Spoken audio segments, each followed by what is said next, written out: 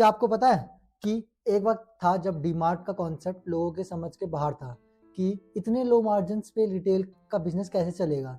ये तो एक स्टॉक मार्केट इन्वेस्टर का फेल एक्सपेरिमेंट बन के रह जाएगा। बिग बाजार जैसे बड़े जाइंट्स, इनके सामने डीमार्ट का कोई चांस है ही नहीं बिल्कुल। लेकिन आज वही डीमार्ट रिटेल इंडस्ट्री का किंग बन चुका है और बिग बाजार कहीं कहीं कहीं पीछे छूट गए।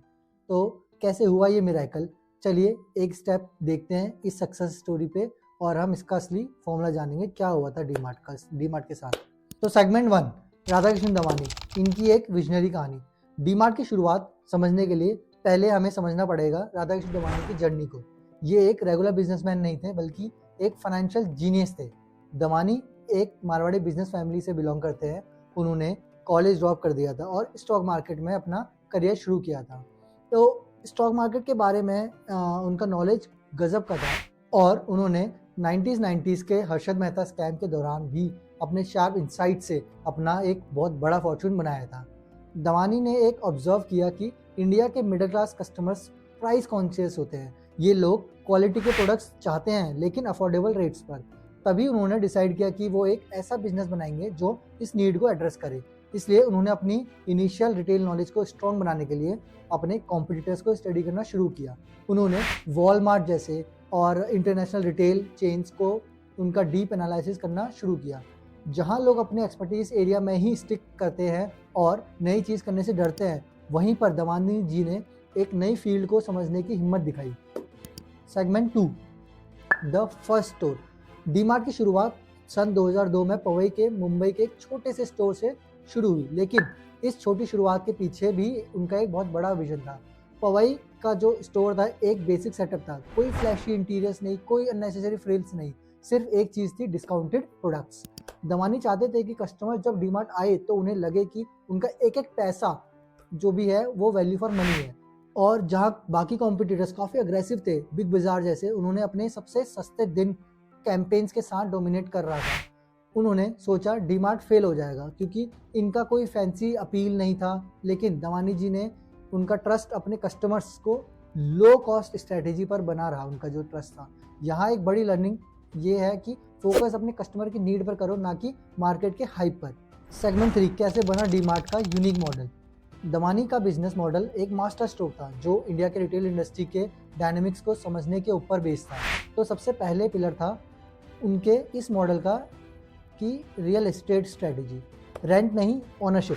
ज़्यादातर रिटेल चेन्स अपने स्टोर को रेंट पर चलाते हैं, लेकिन दमानी ने डिसाइड किया कि वो ज़्यादा से ज़्यादा प्रॉपर्टीज़ को खुद खरीदेंगे। उसका रिजल्ट ये रहा, पहले तो लॉन्ग टर्म कॉस्ट सेविंग्स, दूसरा रेंट के फ्लक्चुएशन से फ्रीडम, दूसरा ये भी था कि उनके जो भी प्रोडक्ट्स की सिलेक्शन थी वो डीमार्ट ने सिर्फ डेली नेसेसिटीज़ को अपने सेल्फ्स पर रखना शुरू करा, जैसे कि ग्रॉसरीज, टॉयलेटरीज और बेसिक हाउस होल्ड आइटम्स, जहां कॉम्पिटिटर्स नए ट्रेंड्स के पीछे भाग रहे थे। डीमार्ट का फोकस था सिर्फ और सिर्फ स्टेपल्स पर। और तीसरा ये भी था कि उनका जो इम्पोर्टेंट पिलर्स था, जो थर्ड पिलर्स, वो था सप्लायर्स रिलेशनशिप।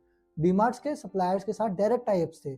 बल्क परचेस की वजह से वो अपने सप्लायर से हैवी डिस्काउंट्स लेते थे और वो सेविंग्स सीधा डायरेक्ट कस्टमर्स को पास ऑन कर देते थे। आज भी अगर आप डीमार्ट जाओगे तो वहाँ क्वालिटी ब्रांड सबसे अफोर्डेबल रेट्स पर मिलते हैं। इसके पीछे वही सप्लायर्स पार्टनरशिप है जो उनका बिजनेस मॉडल का एक कोर स्ट्रेंथ है। नेक्स्ट सेगमेंट में अब हम चलते हैं बिग बाजार से पहली टक्कर। सन 2000 में उसके अर्ली फेज में 2000 के अर्ली फेज में रिटेल इंडस्ट्री का एक बैटल फील्ड बन चुकी थी और बिग बाजार और रिलायंस फ्रेश ये अग्रेसिवली एक्सपेंड कर रहे थे, लेकिन दमानी ने अलग अप्रोच की। बिग बाजार ने अग्रेसिव मार्केटिंग का यूज़ किया, हर महीने नए नए कैंपेन्स लाते थे, फ्लैशी एड्स और मास मार्केट अपील करते थे। बिग बाजार का मॉडल उनका यूएसपी था, लेकिन डीमार्ट ने पेशेंस से काम लिया। No advertising, no gimmicks. DMart का फोकस था एक सस्टेनेबल और लॉयल कस्टमर्स बेस बने का। इस दौरान एक बहुत बड़ा इंसिडेंट हुआ कि एक वक्त ऐसा भी आया जब किशोर बियानी, जो कि बिग बाजार के फाउंडर थे, उन्होंने एक पब्लिक में स्टेटमेंट दी कि डीमार्ट जैसे बड़े ये जो मॉडल्स हैं ये ज़्यादा टाइम तक सर्वाइव नहीं करेंगे, कुछ टाइम में ये बंद हो जाएंगे। लेकिन सन 2022 में वही बिग बाजार रिलायंस को सेल कर दिया गया और डीमार्ट अपने पीक पर है।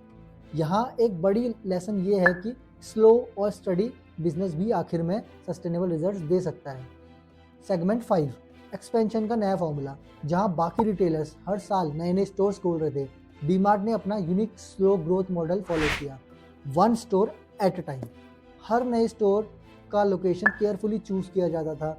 अर्बन और सेमी अर्बन एरियाज में कस्टमर्स का डिमांड को एनालाइज किया जाता था और तभी वो एक्सपेंशन होती थी। उन्होंने हर रीजन के सप्लायर्स के साथ टाई अप किया हुआ था। साउथ इंडिया में जैसे लेट्स से लोकल प्रेफरेंस को रिस्पेक्ट करते हुए प्रोडक्ट रेंज को कस्टमाइज किया गया। और यही 1 स्टोर एट अ टाइम में हम ऐड ऑन कर सकते हैं कि वो पहले एक स्टोर ओपन करते थे कहीं लोकल, कहीं थोड़ा सिटी से बाहर। लेट्स से अगर हम बात करें अपने लोकेलिटी की, गाजियाबाद में अगर स्टोर है कोई, तो वो तुम्हारे मेन सिटी में नहीं होता था, वो गाजियाबाद के भी आउटर स्कर्ट्स में होता था, ताकि जिससे लोग जब आए शॉपिंग करने तो एक तो उन्हें आउटर स्कर्ट्स में जब वो लेते थे डीमार्ट का स्टोर, वो उन्हें थोड़ा चीप पड़ता था लैंड, बिकॉज वो मेन सिटी में नहीं है। एक बेनिफिट ये होता था उन्हें। सेकंड बेनिफिट कि जब बंदा आता था डीमार्ट में वो आउटस्कर्ट में, तो ऑब्वियसली वो बंदा गाड़ी में ही आएगा, या जहाँ पर पब्लिक ट्रांसपोर्ट बहुत रेयरली मिलते हैं, ऐसे लोकेशन होते थे उनके, तो वो गाड़ी में आएगा बंदा, तो आएगा एक बार इन करेगा तो सामान भर के ले जाएगा। इन लोकेशंस को उन्हें चीप प्रॉपर्टीज मिलती थी तो वो भी उनके एड ऑन करती थी। और दूसरा स्टोर अगर हम देखें नोएडा में अगर बात करें तो ग्रेटर नोएडा में उनके स्टोर है, वो भी आउटर स्कर्ट्स होता था किसी ज़माने में ग्रेटर नोएडा, तो नोएडा के लोग जाते थे वहाँ शॉपिंग करने के लिए और भर के लाते थे सामान। अब हालांकि वो जो भी उनकी प्रॉपर्टीज जहाँ खुलती थी एक ज़माने में आउटर स्कर्ट होती थी, अब धीरे धीरे वो डेवलप हो चुकी हैं और उनके स्टोर्स भी की जो वैल्यू है वो भी अप्रिशिएट होती है। और अब उनका आउटस्कर्ट नहीं कह सकते, अब हम कहते हैं वो मेन सिटी बन गया है। अब वो जो नए स्टोर्स अब भी लेते हैं वो हमेशा टारगेट करते हैं आउटस्कर्ट में ले, वहाँ पर बंदे आएगा शॉपिंग करेगा और धीरे धीरे डेवलपमेंट होगी तो वो स्टोर भी उनका मेन सिटी में आ जाएगा।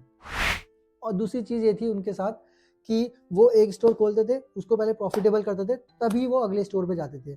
अदर बिजनेस क्या कर रहे थे कि वो स्टोर खोल रहे थे, प्रॉफिटेबल है नहीं है कोई मतलब नहीं, अगला स्टोर खोलो अगला स्टोर खोलो, तो ये भी उनके सक्सेस स्टोरी का एक कारण था। अगला सेगमेंट 2017 का आईपीओ। ये एक गेम चेंजर था डीमार्ट का 2017 का आईपीओ, क्योंकि उनका एक फाइनेंशियल माइलस्टोन अचीव हुआ था जब वो आईपीओ लॉन्च करा, जिसने इंडियन स्टॉक मार्केट को भी हिला दिया उनके आईपीओ ने। क्योंकि आईपीओ का एक दिन के अंदर ही वो सारा आईपीओ सब्सक्राइब हो गया, सारे रिकॉर्ड टूट दिए और इन्वेस्टर का ट्रस्ट जो था डीमार्ट के फाइनेंशियल पे पूरी तरह था, क्योंकि उनके फाइनेंशियल बहुत स्ट्रॉन्ग थे। और उनके आईपीओ लॉन्च होने के बाद ही उनके शेयर्स की वैल्यू दुगनी हो गई, 100% मूव हुई, 100% बढ़ गई कह सकते हैं आप। तो आज भी डीमार्ट के शेयर्स एक सेफ और ग्रोथ ओरिएंटेड इन्वेस्टमेंट में माना जाता है। सेगमेंट 7, कोविड-19 के दौरान उनका रेजिलियंस। पेंडेमिक की वजह से उस समय सारे बिजनेस स्ट्रगल कर रहे थे, डीमार्ट अपनी एफिशिएंसी मॉडल की वजह से सस्टेन कर पाया।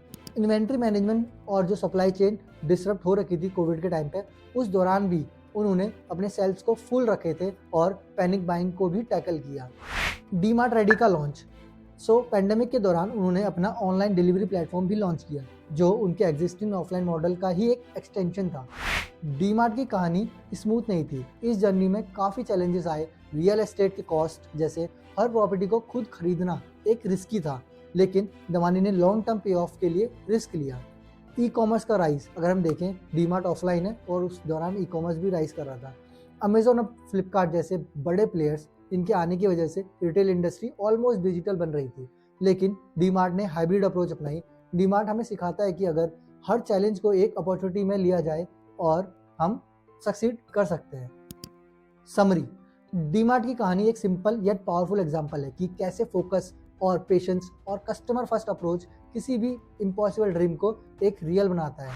दमानी सिर्फ एक बिजनेसमैन नहीं, वो एक विजनरी हैं जिन्होंने एक अनऑर्गेनाइज रिटेल मार्केट को ऑर्गेनाइज बनाने का काम किया। तो दोस्तों, अगर आपको ये कहानी इंस्पायरिंग लगी तो इस वीडियो को लाइक करें और सब्सक्राइब करें, और हमें कमेंट में बताएं कि डीमार्ट का आपका एक्सपीरियंस कैसा है और आपको क्या लगता है डीमार्ट के बारे में।